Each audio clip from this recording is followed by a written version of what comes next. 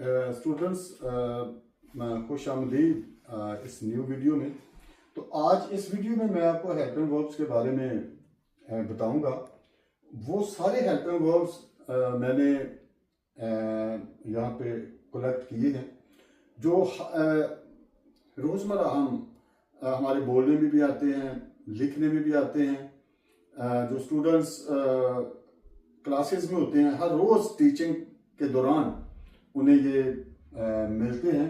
तो मैं इनको इंट्रोड्यूस भी करूँगा और इनके सेंटेंसेस भी बना के आपको दूंगा। तो आइए हम स्टार्ट करते हैं। एम जो है इसका मतलब है हूं, और ये सिंपल प्रेजेंट में इस्तेमाल होता है। मैं एक लड़का हूं, I am a boy.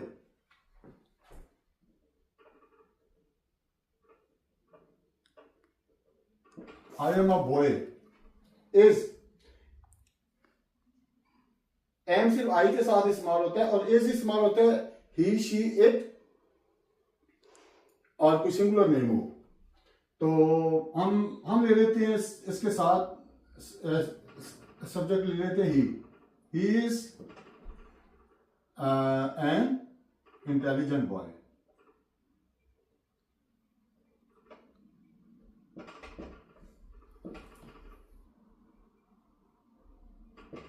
He is an intelligent boy.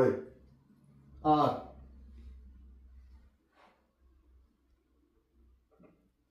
they are hard worker.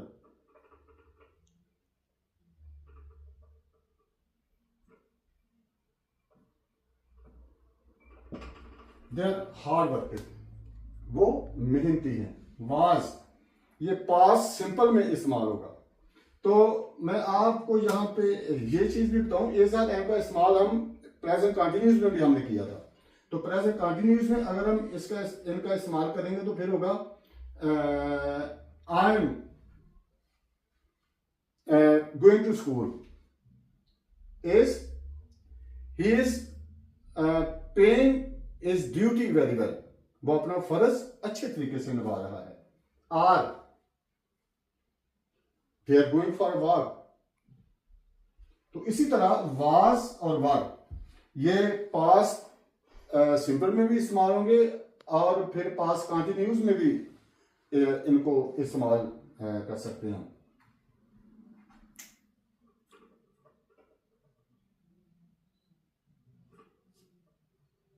She was a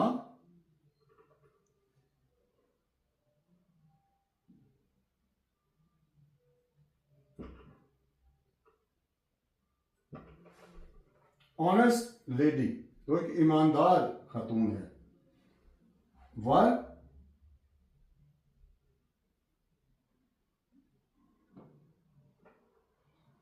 they were at home, वो घर पर थे। डू और डज का इस्तेमाल हम करते हैं प्रेजेंट इंडेफिनिट में। ये था प्रेजेंट सिंपल और ये आ गया present indefinite tense.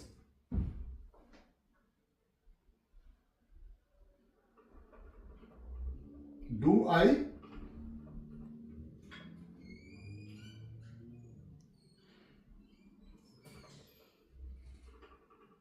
Take a bath, क्या मैं गुस्ल करता हूं। तो एक चीज मैं और आपको बताऊं कि डू जो है अगर किसी काम पर एम्फोसिस किया जाए, जोर दिया जाए, तो फिर इसका मीनिंग जो है वो चेंज हो जाएगा। डू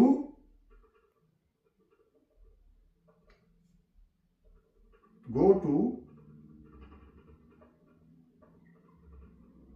स्कूल, तो अब इसका मीनिंग क्या होगा? स्कूल जरूर जाओ। ये डू का मीनिंग हम यहां पे एम्फोसिस इस सेंटेंस में आ गया, ये जोर दिया गया है इस फिगर में, स्कूल जरूर जाओ। तो ये सिर्फ डू का इस्तेमाल हम कर सकते हैं, जोर किसी काम पर जोर देने के लिए डज का इस्तेमाल नहीं हम करेंगे।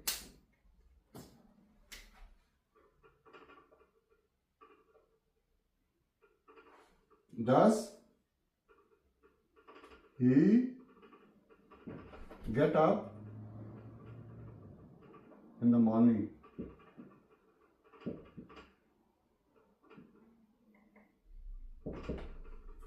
डिड, ये पास इंडेफिनिट में इंटरोगेटिव सेंटेंसेस में इस्तेमाल होता है।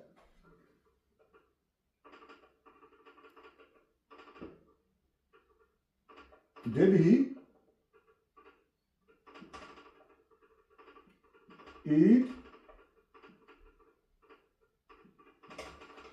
फूड,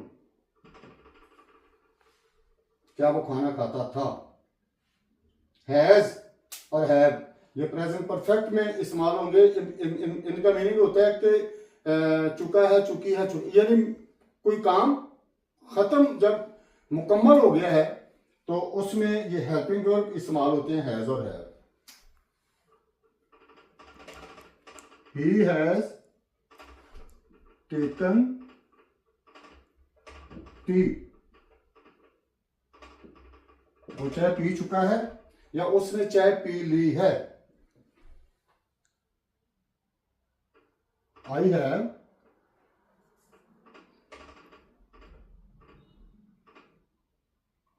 टेकन टी, मैंने चाय पी ली है या मैं चाय पी चुका हूं।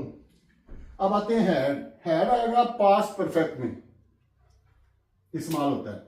इसका मतलब होगा चुका था, चुकी थी, चुके थे। She had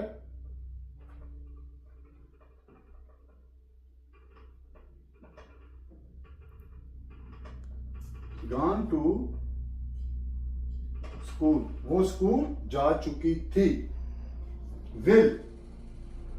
विल और शैल जो है ना ये इस्तेमाल होंगे फ्यूचर टेंसेस में। तो विल ये इसको फ्यूचर इंडेफिनिट में इस्तेमाल करेंगे। तो ये विल और शैल ये फ्यूचर इंडेफिनिट में भी इस्तेमाल होंगे, फ्यूचर कंटिन्यूअस में भी इस्तेमाल होंगे, फ्यूचर परफेक्ट में भी इस्तेमाल होंगे, फ्यूचर परफेक्ट कंटिन्यूअस में भी इस्तेमाल होंगे। I will go there, would will की सेकंड फॉर्म है। तो ज्यादातर वुड इस्तेमाल होता है इनडायरेक्ट सेंटेंसेस में कि कोई माजी में कोई काम करेगा तो उसके लिए इस्तेमाल होगा would.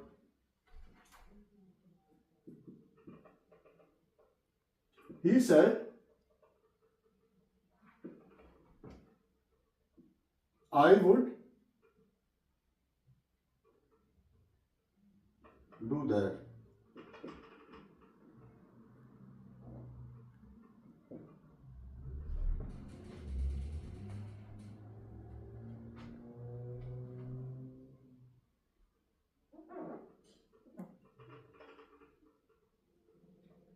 That. He said that I would do that. उसने कहा कि मैं ये करूंगा। अब यहां पे दैट का मीनिंग हम ये लेंगे क्योंकि इनडायरेक्ट है। तो इनडायरेक्ट डायरेक्ट फिगर को जब इनडायरेक्ट में चेंज किया जाता है तो फिर दैट का मीनिंग ये लिया जाता है। सॉरी, मैं वो काम करूंगा, यहां पे मीनिंग इसका वो ही लिया जाएगा। शेल, तो शेल इस्तेमाल विल का इस्तेमाल हम करते हैं ही शी इट और सिंगुलर नेम के साथ, और आई का इस्तेमाल करते हैं आई और वी के साथ। और आई और वी के अलावा जितने भी पर्सन हैं, ही शी इट यू दे और सिंगुलर प्लूरल नेम्स, उनके साथ हम विल लगाते हैं और शेल से भी लगेगा आई और वी के साथ।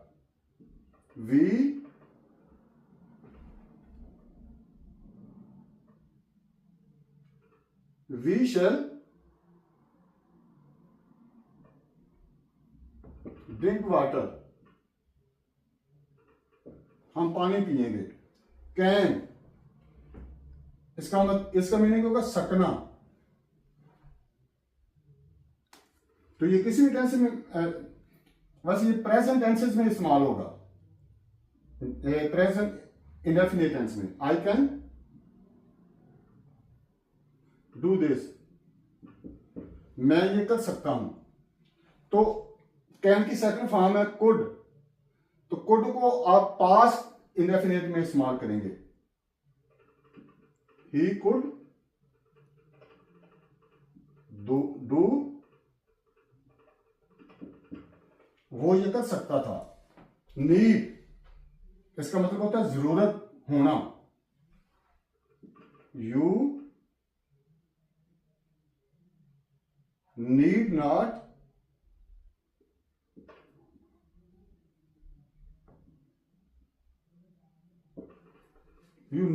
वरी, तुम्हें परेशान होने की जरूरत नहीं है। देयर, इसका मतलब होता है कि जुर्रत करना या हौसला करना। How did you dare to say this,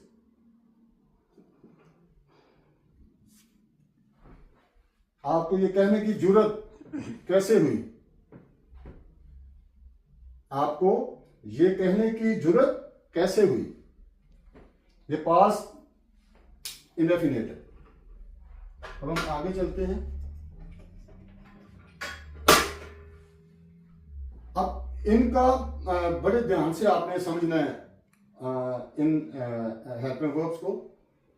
should का मतलब होता है वैसे ये शैल की सेकंड फॉर्म है, लेकिन शुड इस्तेमाल होता है जिस फिक्रे में कोई काम करना आपका फर्ज है। For example, he should help the poor,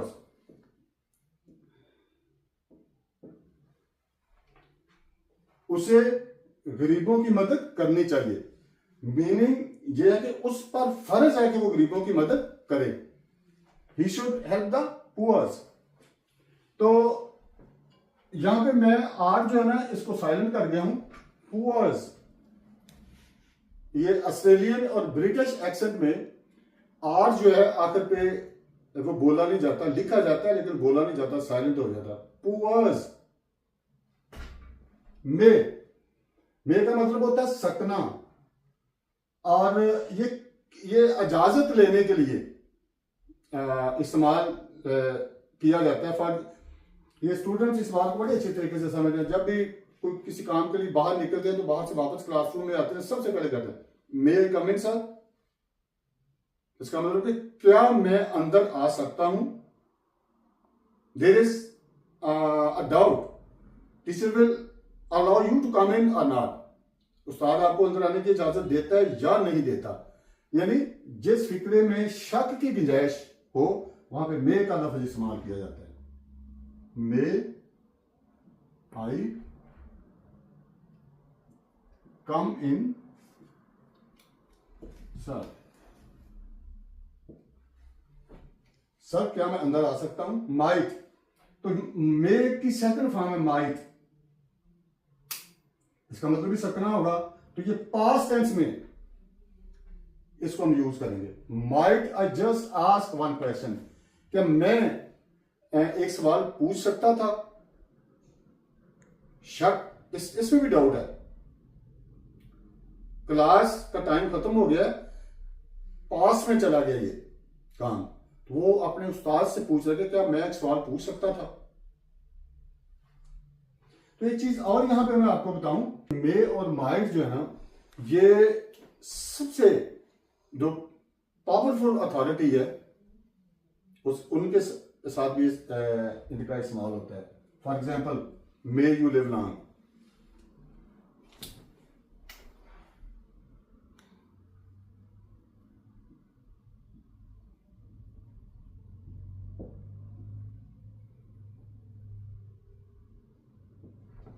may you live long. और यहां पे इसका मीनिंग अब सकना नहीं आया, इसका मतलब एक खुदा आपकी उम्र दराज करे, ये दुआ के लिए अब यहां पे इस्तेमाल लफ्ज हुआ है। मे यू लिव लॉन्ग, खुदा आपकी उम्र दराज करें। मेल का इशारा जो ना वो खुदा की तरफ है। तो माइट एक जबर मिसल आपने सुनी हुई है, सेइंग माइट इज राइट। जिसकी लाठी उसकी भैंस, यानी जो ताकतवर होता है उसकी ही बात मानी जाती है। माइट सबसे ताकतवर के लिए इस्तेमाल हुआ है। माइट इज राइट, जिसकी लाठी उसकी भैंस। अब आते हैं मस्ट। मस्ट का मतलब होता है पाबंद होना, इसका मतलब चाहिए भी होता है, लेकिन ये मॉडर्न इंग्लिश में इसका मीनिंग जो ना वो पाबंद होना। You must show your ID card, तुम्हें अपना आईडी कार्ड दिखाना चाहिए, यानी इसका मतलब तुम्हें अपना आईडी कार्ड दिखाने का पाबंद होना चाहिए अगर कोई आपसे मांगता है। आठ, आठ का मतलब भी होता है चाहिए, लेकिन जहां पे इखलाकी फर्ज हो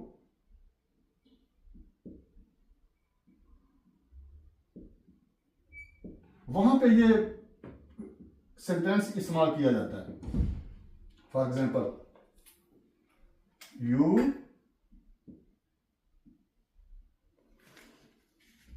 आर टू हैव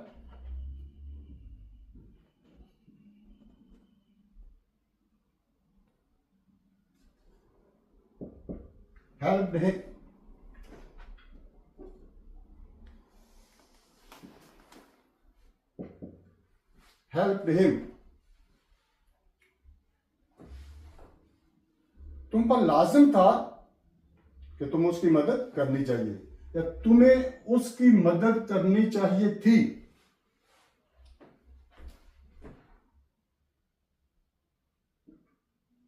तुम्हें उसकी मदद करनी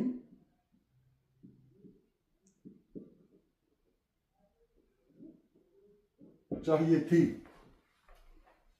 इसमें आ गया इखलाकी फर्ज। इखलाकी फर्ज को पूरा करने के लिए और जो हेल्पिंग वर्ब है इसका हम इस्तेमाल करते हैं। Use to. यूज टू का मतलब होता है किसी आदत को जाहिर करना,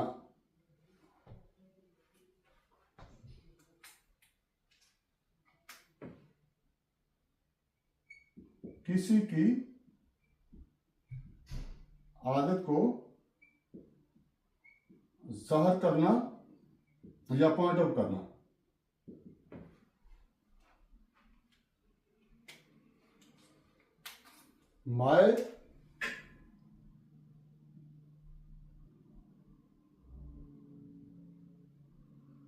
My mother used to tell me stories.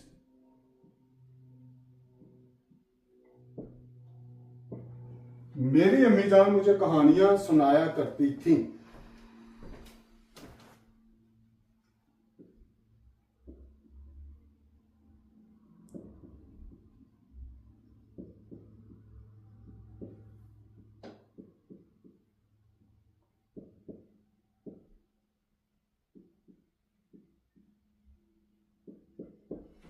मेरी अम्मी जान मुझे कहानियां सुनाया करती थी।